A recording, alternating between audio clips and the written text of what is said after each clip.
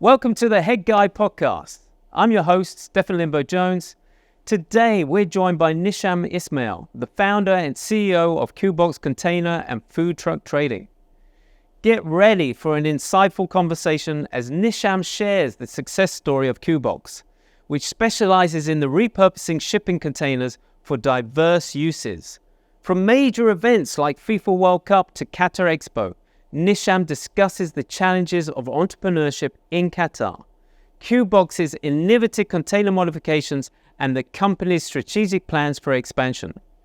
Join us for a brief yet compelling journey into the entrepreneurial landscape with Nisham Ismail on the Head Guy Podcast.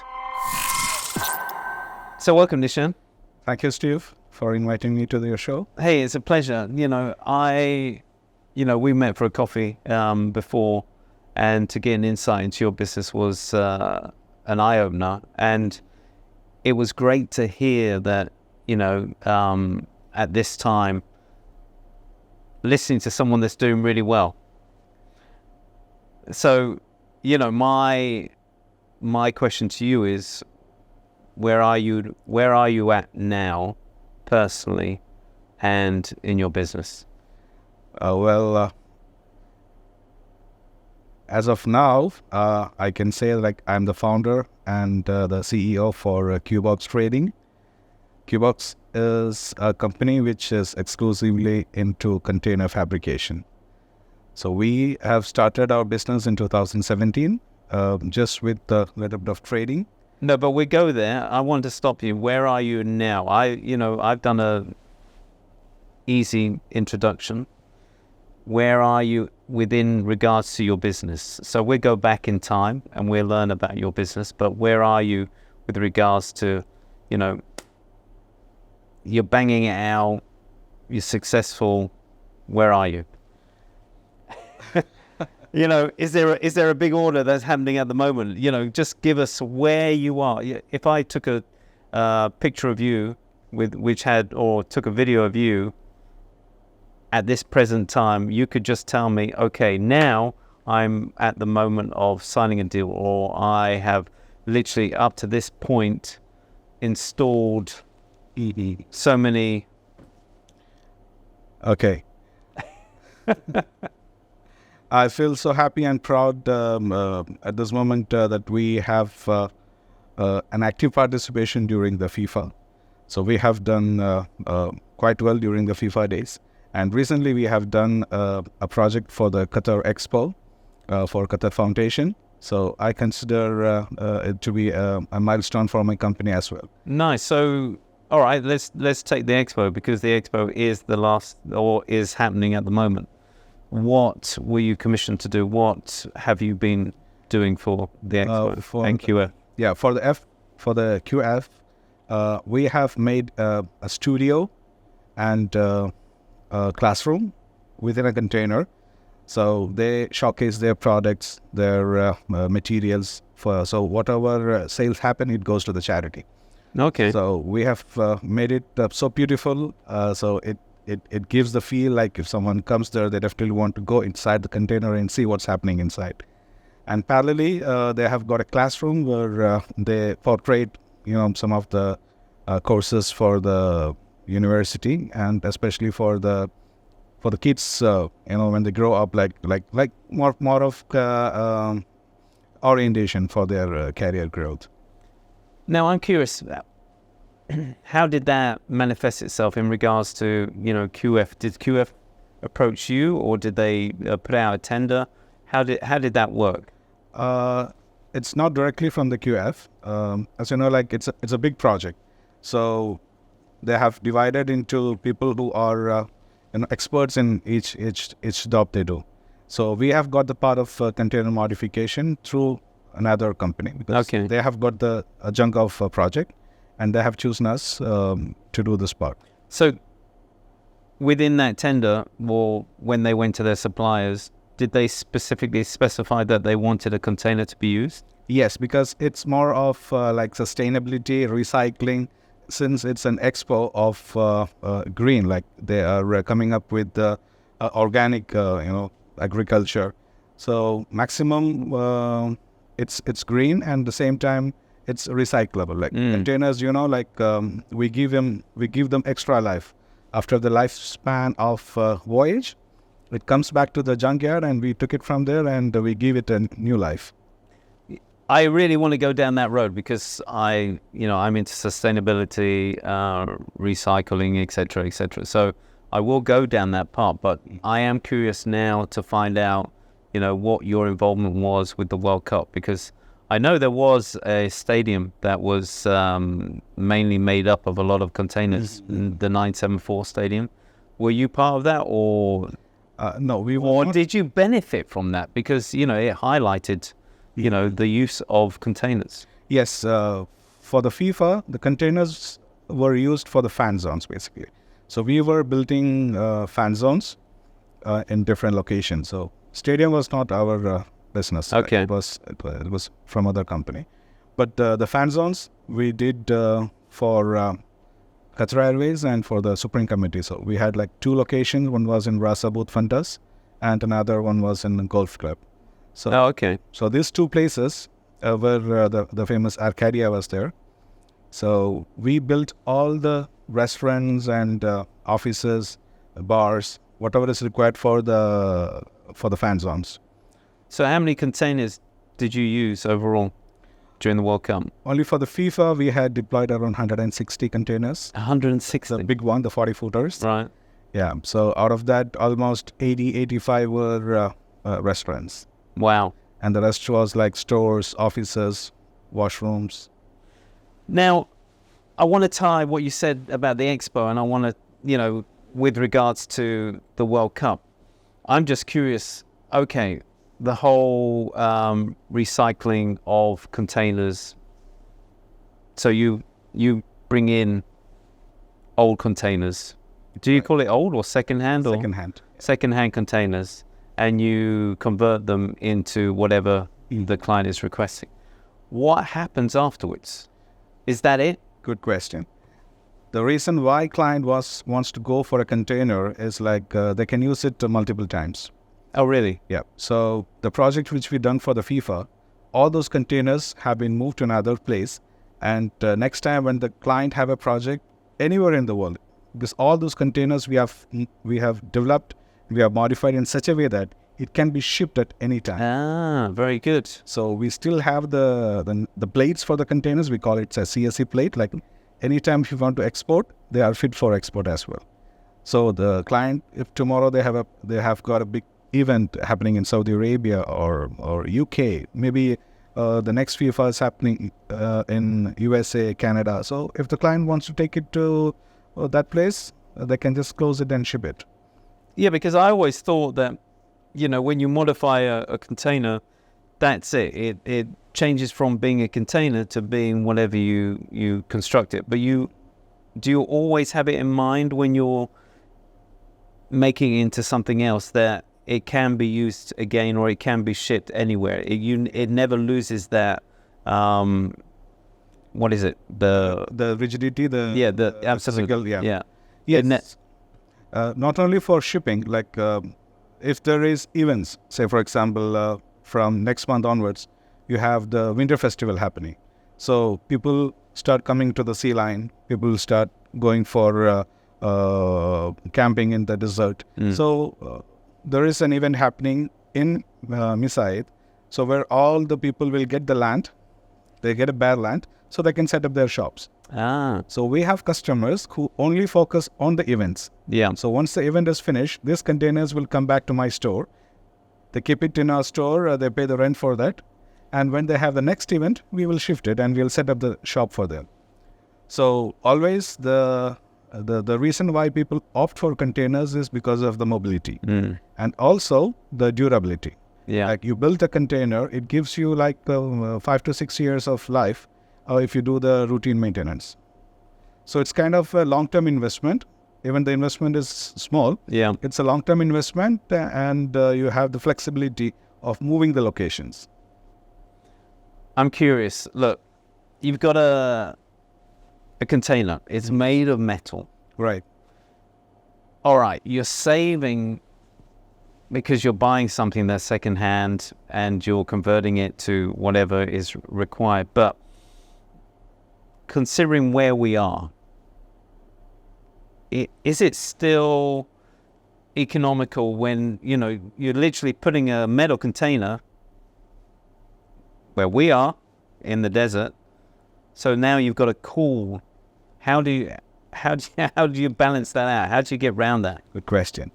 So as you said, like metal, outside is very rigid and it's very strong. Yeah. But when it comes to when we do the modification, the first step which we do is we convert the container into such a form that you can maintain the normal temperature inside the room. So we do a thermal insulation for the container walls. Right. So whatever heat comes from outside, it will be absorbed. Okay, so you're kind of reversing it. If it's cold outside, you have thermal insulation to keep the heat in, and you're doing the opposite. You're keeping the heat out to keep the inside cool. So this insulation, the thermal insulation, will help to maintain the room temperature. Okay. And if you want to have more cool, you can install an AC. So if you want to use it as a chiller, increase the number of AC and you will get like 2 degree or 3 degree, whatever temperature you want. Have you done any tests to see how, if you didn't do that insulation, what the actual temperature would be inside? It's going to be like plus 50 degree. Wow. Because most of the time in Middle East, you have a temperature of like between 37 to 45. So it's placed outside and, you know, it absorbs the heat and the metal get, you know, more heat. And you cannot survive inside. No. Yeah. So it's always recommended to do the insulation. So the challenge which we face in the initial days was like, you know, containers were not there in Middle East. Like it was not there in Qatar, and we were, the first one or two companies who have started. Really? Why was that? Why were there no containers? There are no containers because before 2018, I don't know how long you are in Qatar. From 2006. Okay, so have you seen any containers in the street until 2018? To be honest, I was never looking for them. But do you mean if they were on the back of a truck being delivered, or no, or just? I'm talking about the shops, the container restaurants. Not at all. Yeah. So the container restaurant trend started after 2017. So and I'm not into container restaurants or anything like that. The history of it, where, you know, because you must know, where in the world did it all start to, you know, where did the trend start? It's very common in Europe. Like if you travel in Europe, you can see like people stay in containers. They do shops in containers. Yeah. So, when someone search for a container, restaurant or accommodation in Google, they get a very cozy picture of Europe. Yeah. So there is no need for an insulation because the temperature is already, bearable, like maybe 5 or 10, to the max to the 15. So they don't need a kind of insulation. So when it comes to the Middle East, we have to educate the customer because they always come up with a photograph or some references. So they say, I need exactly like this. So we used to tell them like, this picture is from a place where there is no sun. So if you want to use it in Middle East, we have to go for an extra layer of protection. Then only you can stay inside. So when it comes to the cost, it's little expensive when we go for an insulation. Yeah. So it was a challenge. Like we have to educate the customer why we need to do it. So first thing we do is when it came to Qatar, we had to do it. Yeah. Then we have to clad it. We have to cover it. So cover it inside, not outside? Inside. Yeah. Okay. So inside can be like you can have it covered with gypsum walls, or you can have ceramic or stainless steel, whatever material you want depends on your requirement. And what about the paint that you use on the outside? Does it have to be a certain type of paint? Because you're painting on metal, and then that paint has to be, it's literally has to stand the sun. We recommend to use the marine paint. The what paint? Marine paint. Marine paint. Yeah. Okay. So marine paint, it gives more life, and it withstand the water, like if there is rain or if there is. Here we have to consider the humidity, not the rain. Ah, So here we have more humidity. yeah. So it also like it gives the same effect of a rain. If it's not literally raining, but you still have the water content all around the body. Yeah. So we do the treatment in such a way that the same method we follow for painting the containers, like the seagoing containers. Right. So we use the same paint. Oh, okay. Yeah. And what's the life cycle of that kind of paint? It can give from the manufacturer, they say like 2 years. 2 years. So then the containers every 2 years need to be repainted. Yeah, but we have done certain project where we have given 5 years life. Ah, okay. So for that, we have to do the sandblasting for the containers. So we remove all the paints from the container and we start it fresh. Oh, wow. Okay. Because if you are using a second-hand container, chances are there it might peel off over the period of time. Mm. So if the client particularly asks for a longer life, so we do it from the base. We remove all the paints, we do the sandblasting, and we start the primer. We do the first coat, we do the the putty works, whatever it is required. We do the second coat and the third coat. So it gives you a life. So we follow the same instruction from the manufacturer. So they will say like, you have to use this much gauge, this much, quantity to be mixed. So we follow the same process. Okay. And we give the same certificate to the client that whatever happened within the first 5 years, we will take care of that. Oh, superb. Yeah. I'm curious, containers are there to literally move contents within the container. Mm. When you get it and now you're cutting holes, you're cutting doors, windows, etc., does that not lose the kind of the structure? How do you keep the structure in place when you're cutting holes and ventilation and stuff Very like that? technical question. Well, all right, don't go too technical into the answer, but No, it's a very simple logic. Like okay. wherever we remove the panels, because the containers, as you said, the structure is very important. Because if the panels are removed, it affects the stability of the container. So wherever we are cutting the panels, we reinforce that area with extra steel. Oh, okay, you do. Yeah. Okay. So if you see an opening for the window, Yeah. that means it has been supported from the other sides with extra frames. Right. So it will not affect the stability of the container. So it's stand rigid. Superb. So let's go back in time. When did you start your business up? How did you get into the container business? Why?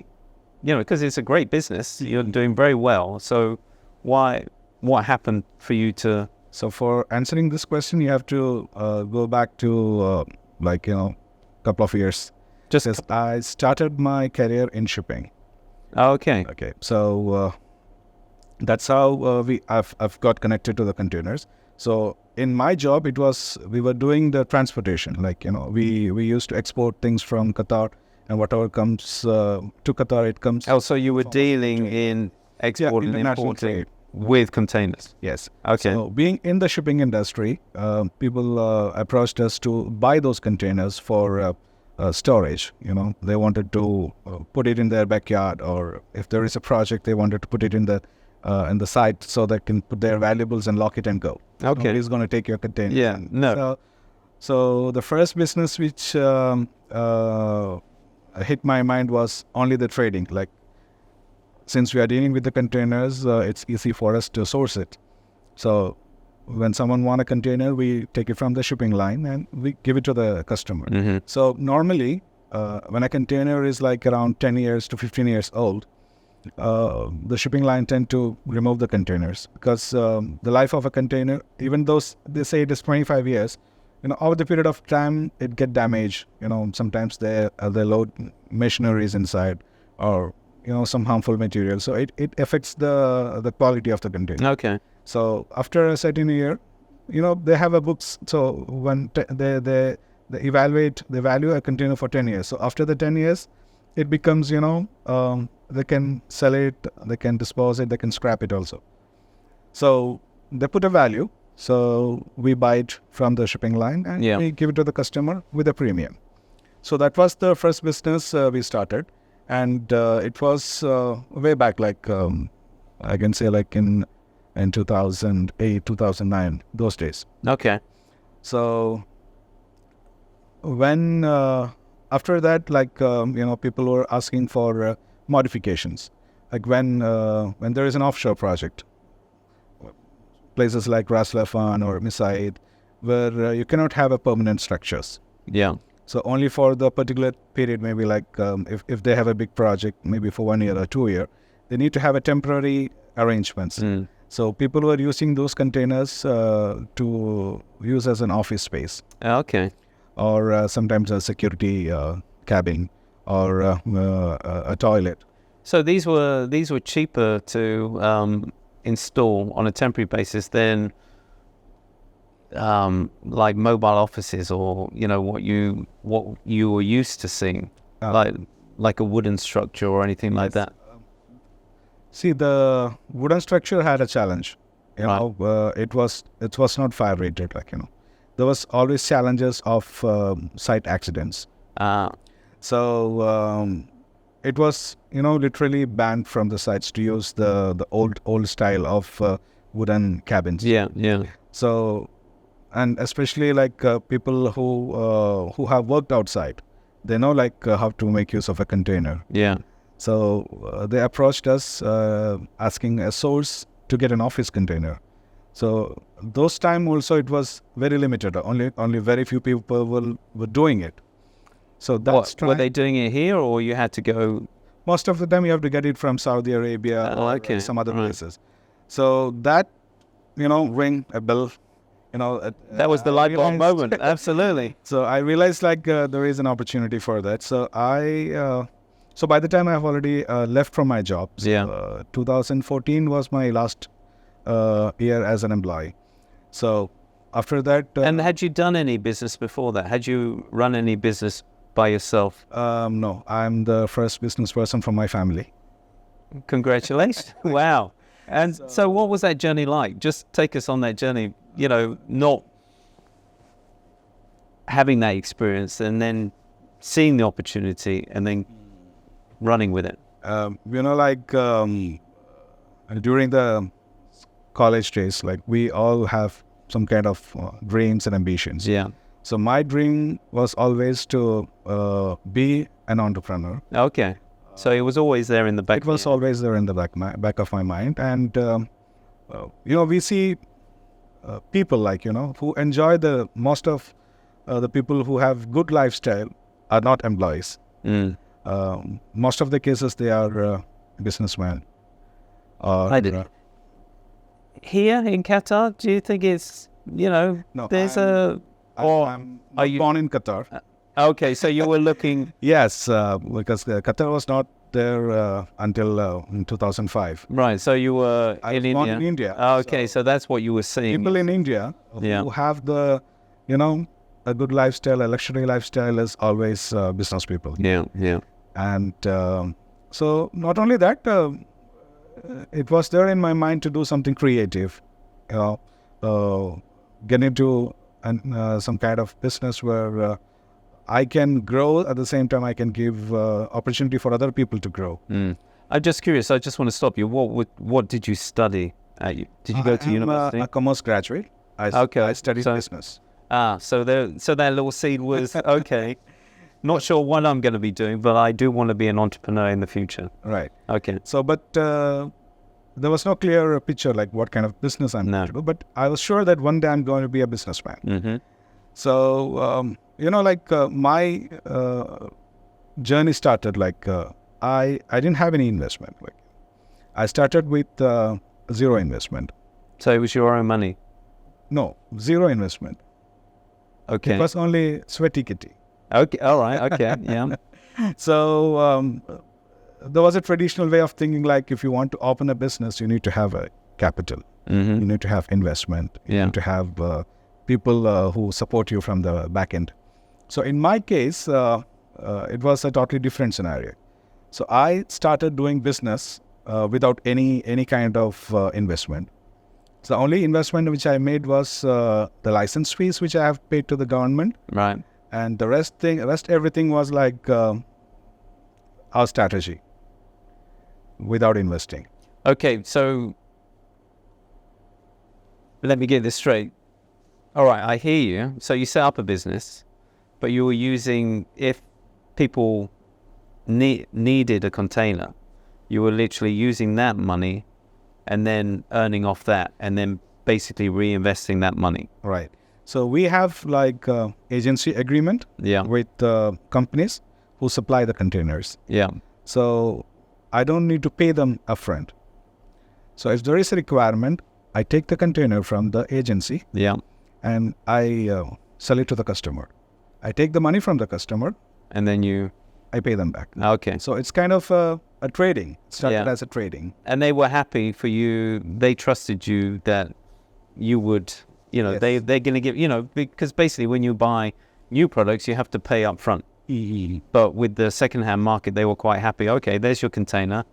Go and make some money, and then you can pay us. Yeah, because with the background of a shipping, because I was working with a company called MSC, Mediterranean Shipping Company, which is supposed to be the world's second largest shipping line. So a person who worked in MSC is, So you got credibility. Yes. And they've worked with you before. Yes. Within that company, so they trusted you. Yes. Yeah. So it was like we started with like a week payment, 1 week payment, 2 weeks payment, a month, 3 months. So now like whenever I have money, I can pay. So we have the liberty, like, the trust is so deep that they know like what I'm doing, and there's no assurance they required, like a guarantee or anything. All right. So it sounds like, no investment needed. What lessons did you learn along the way? What roadblocks did you hit? Because what I'm hearing is that everything just seemed to slot into place. Was there anything that... So my growth was, step by step. Yeah. I did not start like what you see now. Exactly. You started with the simple, someone needs a container, or I can deliver a container. Yes. And when someone comes with a particular requirement, so we give them a budget. We give them a proposal saying that to build a restaurant or a coffee shop, it's going to cost you this much money. Yeah, but all right, but I'm hearing a few steps. When did you get to that step? Because initially you were just selling containers. Yeah. So when did you see, and you've got to then employ people. I presume you're not a welder or anything like that. So how did you get up those steps? What was the next steps after just selling? The second step was the offices. Okay, so that was the simplest next step, just to supply offices? Yes. So there were companies who were doing it. Okay. So, but their prime business was not selling office containers. But they can do it. Why? What was their main kind of focus? No, they have like multiple business. All right. Okay. So this kind of conversion was just part of their business. So what I did was I started outsourcing the jobs. Okay. So in initial days, I was outsourcing it. Yeah. So I take an order. I go to the people who knows how to do it. So I give them the container, and they do the modifications and give the container back to me. So within that time, you're looking at what is required, how they do it, what manpower they're using, and you go, okay. Yeah. So that's why I told you, like, my business started with zero investment. No, I know. I'm hearing it, and that's why I'm interested, because you sound like you've taken the right steps without, over investing or anything like that. You're analyzing what is needed in the market. And okay, how do I go to the next step? And then from there, okay, what's the best way to do it? So that business was happening, and towards the end of 2017, as I told you earlier, government was supporting the youths, especially the Qatari youths. They wanted the government want the young Qataris to become entrepreneurs. Okay. Because government cannot give job to all the people. No. So they want their citizens come up with their own, creativity. So container restaurants are the first and very easy way to start a business with for them. Especially when I started my business, it was my second customer was a college student. Really? Yep. So they were teaching entrepreneurship in colleges. Yeah. So they wanted the youths, they wanted to try something. And this is the first step they can take, because it's kind of a trial and error for them. Yeah. So investing 100,000 real on a container shop it's not a big money for them. Like for me, it is a huge amount. For them, it's not a big money. So if it is successful, good for them. If it is not successful, maybe they can sell it, or they can divert their business. Yeah. I'm just curious. Let's talk about the restaurants and the containers. Okay, so the government is promoting entrepreneurship. The young Qataris were saying that this was an easy option to set up a business. When it comes to the actual plot that they were putting these containers on, is it rented, or how do they find these plots? Yes.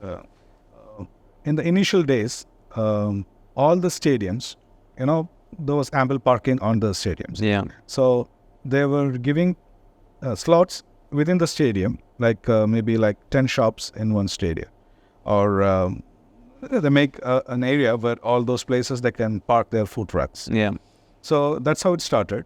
And after that, huge areas were allocated for container parks, like what you see in, if you travel to Dubai and or you can see last exit, where you see hundreds of retail outlets, drive-through concept. No, really? Yeah, here most of the people, they don't like to get out of the car. They want to sit in the car and, they need everything inside the car. Yeah. So a drive-through concept was introduced in Lusail. Yeah. So I think it started in 2018, and until now it's a very popular food hub. Yes, it's very nice. Absolutely. Where people find a lot of... So how many containers would you say is yours? I exactly don't remember the numbers, but if you talk about Lusail Marina, I can maybe like 25, 30 containers out of the 80 shops are built by QBox. Yeah. So that's the place where, if you go in the evening or late night, Qatari people, they always love to have a nightlife. Yeah. So you go there, you see all the youths and, people are like going around. So good business in that area. And it's a hangout place also for the people. And when they come to you, were they setting up their own concept, or were they taking a franchise and plonking it into a container? How? Most of the cases, it could be franchises. Okay.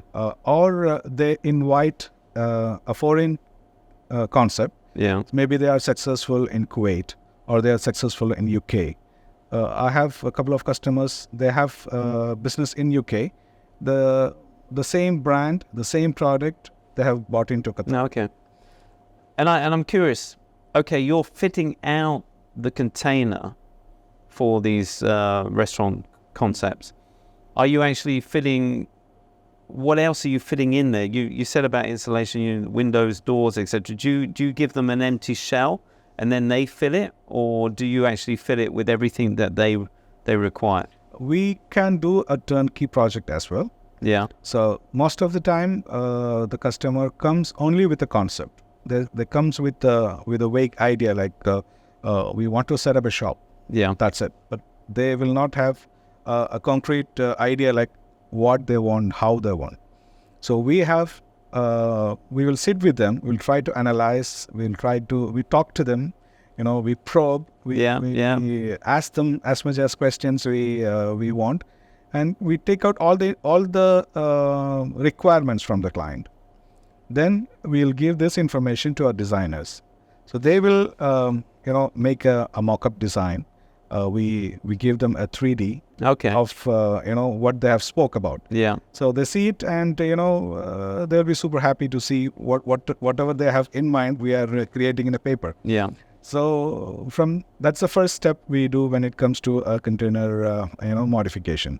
So after that, we'll ask them like, what kind of equipments you want to use, what kind of power you want. So those technical things, maybe we sit with the chef. And we'll ask them like, chef, where do you want to have your, the griller? Where do you want to have your burger machine? Where do you want to have your coffee machine? So on base of that, we'll make a electrical and plumbing layout. But you don't supply the equipment. You won't outsource or bring in the equipment. Yes. Or No, they will. We don't sell the equipments. Yeah. But we have tie-ups with the leading equipment suppliers. Nice. So if the customer want to have only one person contact, we'll take up the lead. Yeah. Or if they want to move around, find equipments which fit for their budget and fit for their requirement, they're always free. Nice. What's it been like finding the manpower to building your business? Because how many people do you employ at the moment? We have a manpower of 15 staff. 15. Yeah.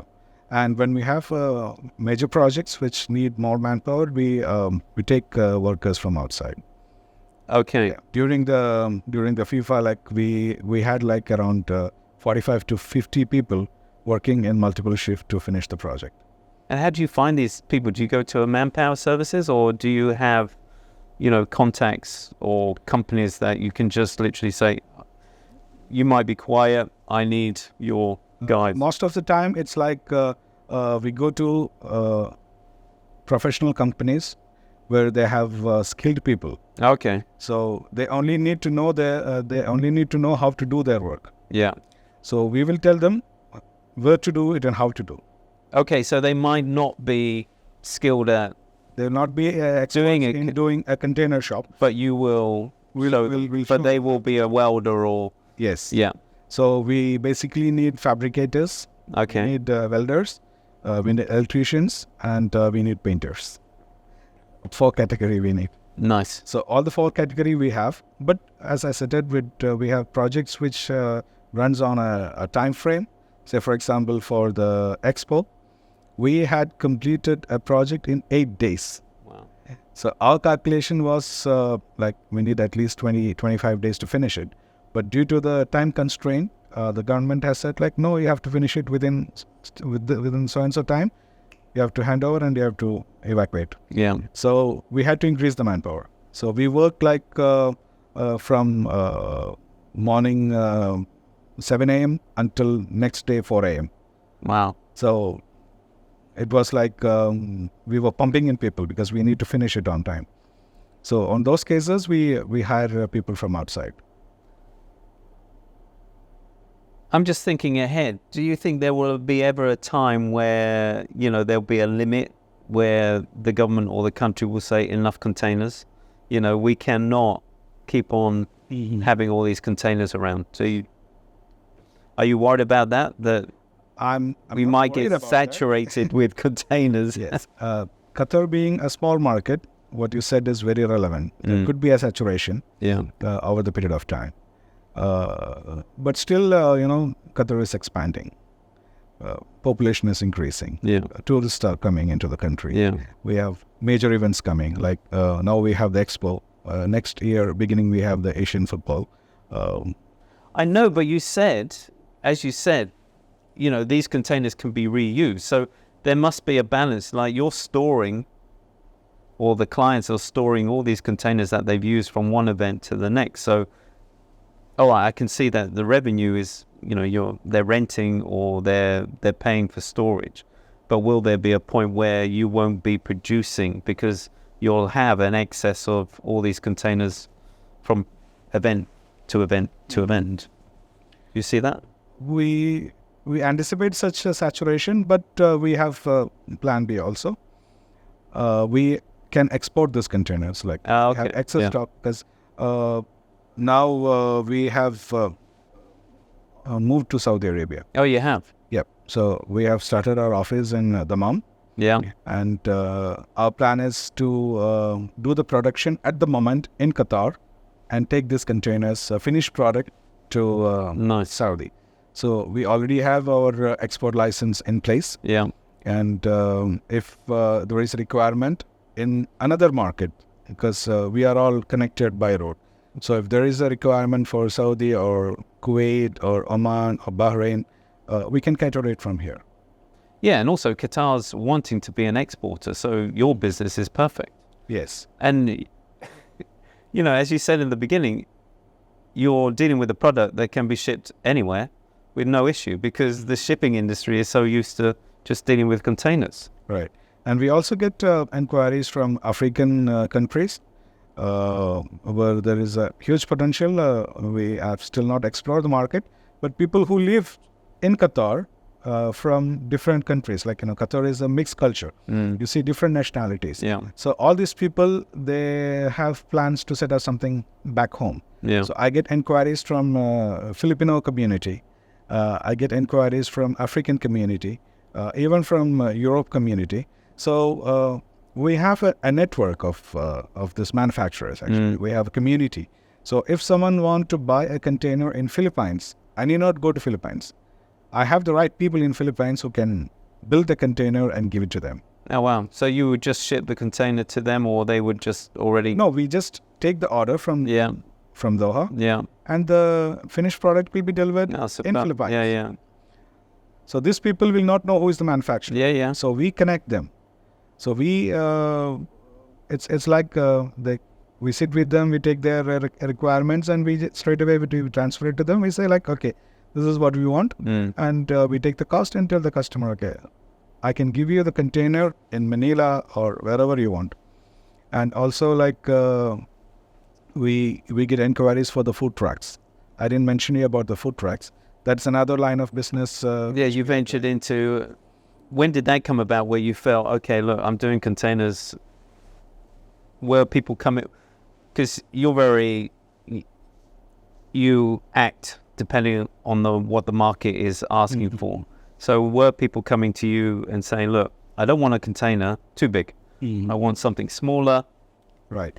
Which can be mobile, Yeah. Where they have the mobility. Yeah. Especially for catering events. We have corporate catering, like companies like Qatar Airways. When they have when they have parties, they ask us like, do you know any company who can come and serve us coffee, ice creams, burgers? So most of the big brands, the big outlets, they have the catering division also. Yeah. And especially, Qatari houses, they have birthday parties, they have wedding, they have celebration, a lot of celebration. So they wanted to maintain the same quality of food. So all this, most of my customers, they have a caravan, they have a food truck where they take it. It's already already equipped. It's on wheels, and it literally you can just pull it and go, or you can drive it and go and park it in the. But where did you find the vehicle? I'm curious, because containers, I can understand. You came from the shipping background. Where do you find these vehicles? Because when you see them, they're interesting vehicles. They're not. Do you actually build the vehicle, or you actually find an old vehicle that you convert? We have 3 type of products. Okay.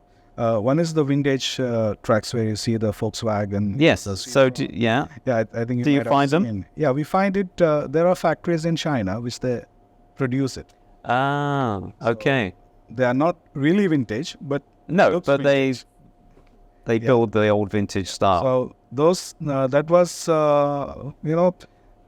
when customers approach us for a vintage truck. The first customer came to me and said Nisham, I want to have. He showed me a picture. Yeah. I need something similar to this. So I started searching who was producing this. Yeah. I find in Google there are companies who do that. So I contacted them and they said okay, if you give us the order, we will build it for you. We can customize it for you. And they were willing just to produce one, or I suppose they're building them anyway. No, for them it's their daily production. Yeah. But for me, we take an order and we place the order. Yeah. Take the order from the customer and we place the order. Yeah. So my first business was like, I thought, okay, maybe we will venture into it. So this guy said he will buy it. Okay, so on that confidence, I ordered. So he hadn't paid anything, or No, he didn't pay anything.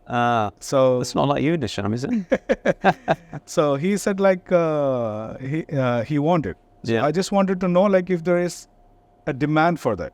So I thought of buying a truck, bringing it to Qatar. If he doesn't buy, I can find. You were another willing buyer. to take the risk, yeah. Yeah. So I wanted to introduce a new product in the market. So this guy was like very okay. He said like, Nisham, I wanted to paint it with olive green, and he gave a design. So I made the design as per his requirement, and by the time the production started, I started to advertise it. Okay. Yeah. So it takes around 2 to 3 weeks to produce a food truck, and it takes another 2 to 3 weeks to ship it. So I have like 4 to 8 weeks for a product to come into Qatar. Yeah. So the moment they started production, I started advertising that we are expecting a food truck which is supposed to reach Qatar in so and so. So if someone want to place a booking, you can place a booking. Nice. Okay. So And when you're promoting it, were you getting pictures from the factory? Yeah.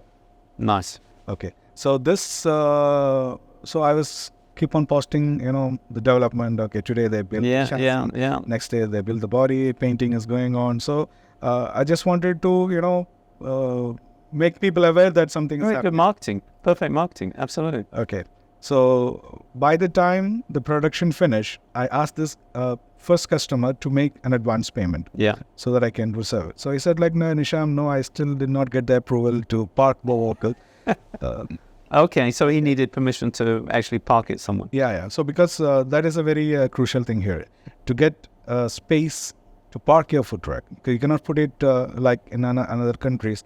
You cannot just stop your car and do the sales. No. You need to have a permit, a permission from the municipality to park the vehicle.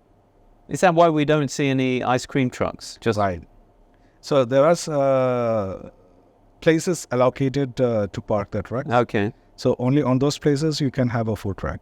And you see most of the malls, they have coffee shops Inside, yeah. Yeah, so that is another place we find customers. Yeah.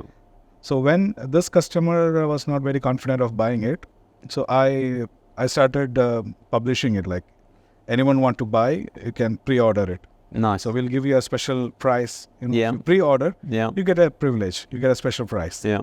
Once it is in my stock, the price will be different because Yeah. I have invested already on this. Absolutely. Yeah.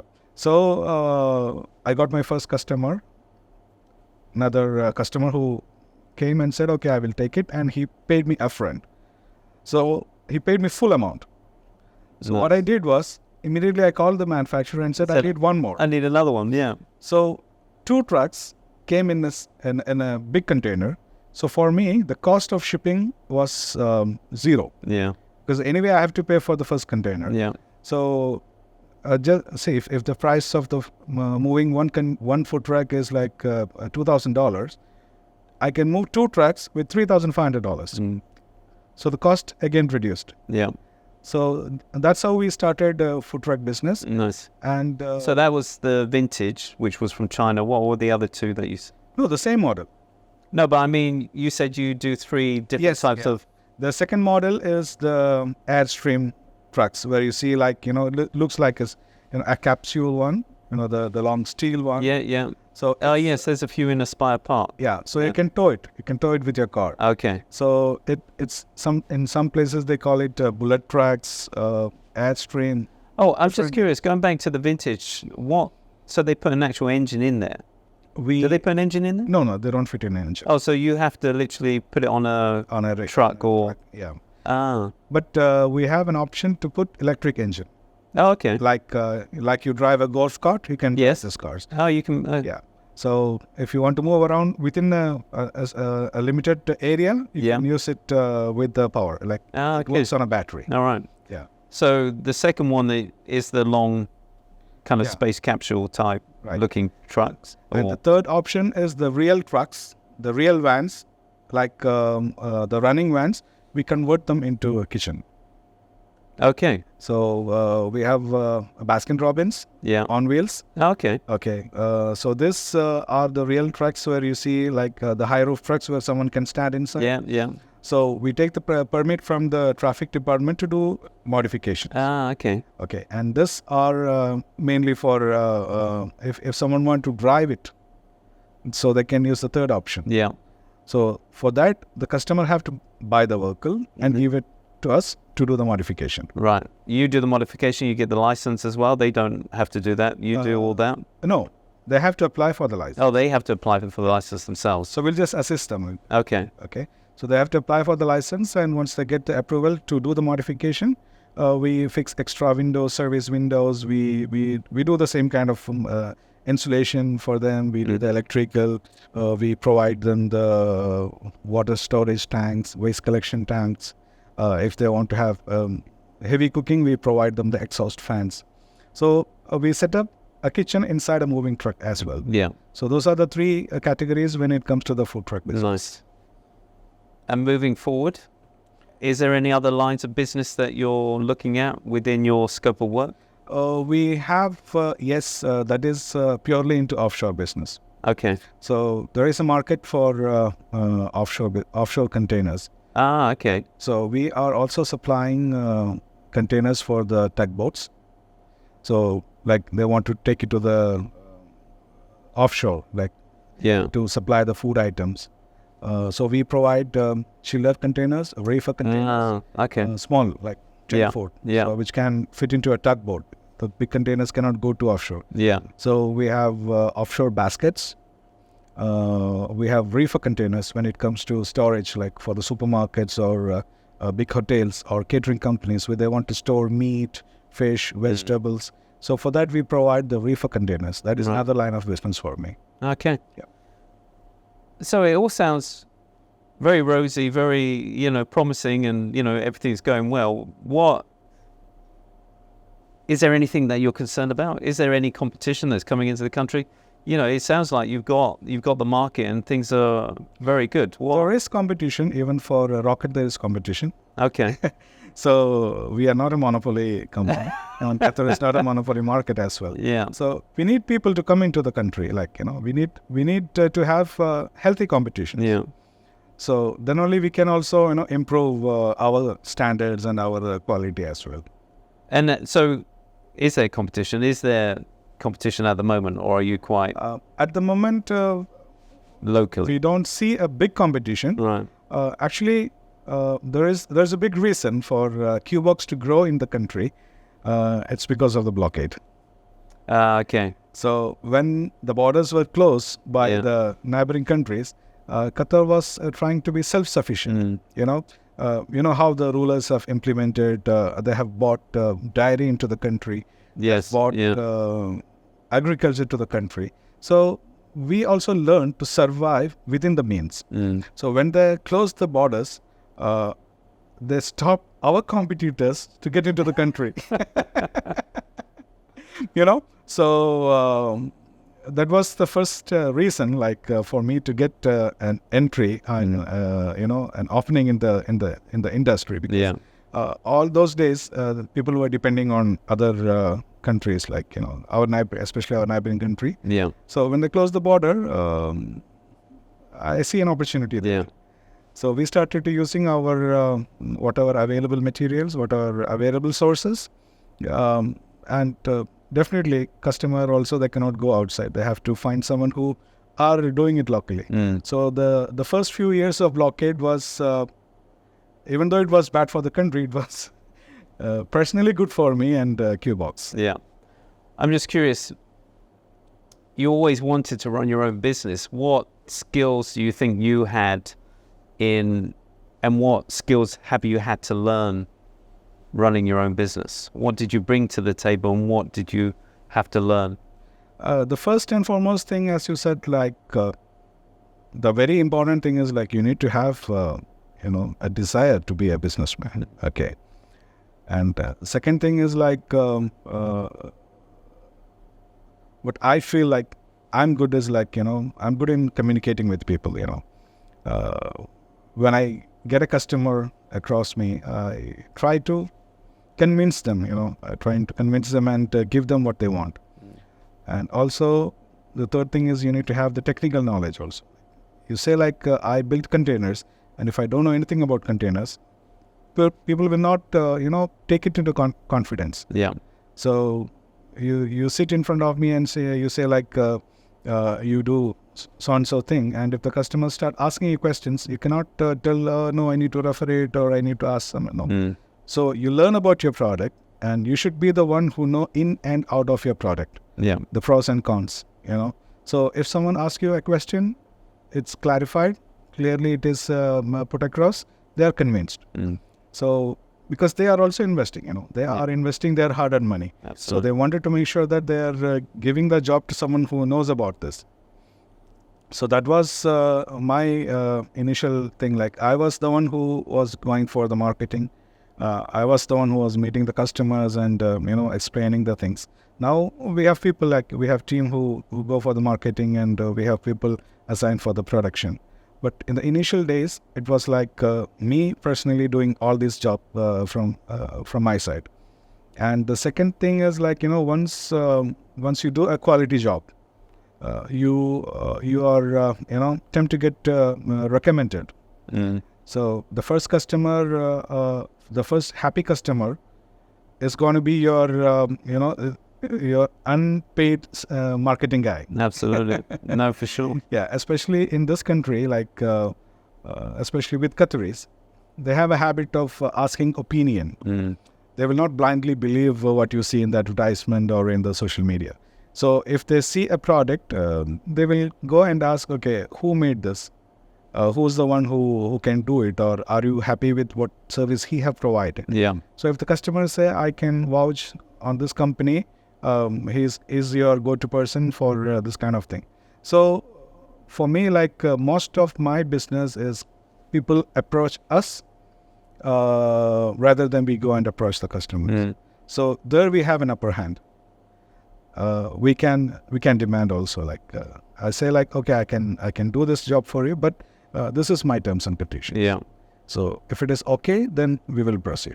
Because like in the market, there are a lot of cases where you'll not get paid for the work. You do the work, you'll not get paid for the work. You have to run behind the customer to get the money. So we made it very clear, like we are doing business. I'm getting benefited and you are also getting benefited. So we both are businessmen. Yeah. So we both should be in a win-win situation. So it's not like I do something for you, you run away. Yeah. Or you give something to me, I run away with your money. No. So it's like we put the payment on a progress basis. Like say, I tell them, okay, I'll provide you the container today. I'll do so and so work the next day. Within the next 5 days, I'll finish this. Next 10 days, I'll finish. So basically, it's a percentage that they pay each time. Yes. Very good. So when the work, we'll take an advance. Yeah. And we'll tell them, okay, this advance, we'll do this much work. And the next stage, we finish, you have to pay this much. Yeah. So by the time the work is finished, we'll make sure that we have collected all our money. Nice. So it's good for the customer also, because he need not invest all the money together. So he also get a breathing space where he can manage his funds. And we also like comfortable, like, we need not invest all my money to do this. Yeah. We take the customer money and we invest in his business. So the type of the quality you maintain, people are happy, they tend to recommend you. So that is I consider as an advantage for QBox. Like we get referred by other customers. Yeah. Nice. So you don't have a marketing team because you don't need it. We do have a marketing team. No, okay. We do have a marketing team because, as I told you, we have like two line of business. Yeah. We have corporate customers and we have individual customers. So individual customers, most of them comes through referrals only. But commercial customers, we have to go and approach them. So for that, we need we need a team. So that is taken care, and this is like, it's like two different verticals. Yeah. One is we deal only with corporates, with all the corporate terms. The other thing is like individuals, where they have their own style. They're not like corporates. Yeah. They're individual buyers. So we need to be a little flexible with them sometimes. So on the other side is it's like a corporate world. It need to be like we need to work on a proposal. We need to have a tender sometimes. Payment terms are already decided. Because we work with corporates. We work with big companies like government. Like we are so offering our services to Qatar Armed Force. We are working with Qatar Airways. We are working with Supreme Committee of Education. Supreme Committee. We are working with Qatar Foundation. So those are like, totally a corporate line of business. But the other side is a purely individual business. Yeah. Superb. Well, we've come to the end. I really appreciate your time, Nisham, and what a great insight into your business. And I wish you every success in the future. Thank you so much. And I look forward to hearing about it. Come back if there's any milestones in the future and let us know. Definitely. As the first step of our expansion plan, we are venturing into Saudi market. Maybe it's a big market. Like when it comes to Qatar, Saudi is an ocean. Absolutely. Qatar is a drop from the ocean. Yeah. So maybe we will, if we get good support from the locals, and by the grace of God, maybe we can, have a fingerprint in the Saudi market also. Superb. Well, I wish you all the best. Thank you so much for inviting me to your show. It's been a pleasure. Thank you. Thank you, guys. Wish you all the best. Have a great week, and we'll see you next week. Take care. Bye-bye. Hey, amazing people. This concludes our journey on the Head Guide podcast, your ultimate fusion of Middle East vibes and success in both business and life. I'm Stefan Limbo-Jones, your ever-enthusiastic guide through all things awesome. The Head Guide podcast is your exclusive pass to CEO insights, cultural adventures, and the genuine lowdown on life in the Middle East. If you've enjoyed the ride, hit that subscribe button for the most fantastic ongoing adventure. Stay tuned for more awesomeness, more insights, and more success coming your way. Let's roll into the future of the Middle East journey together.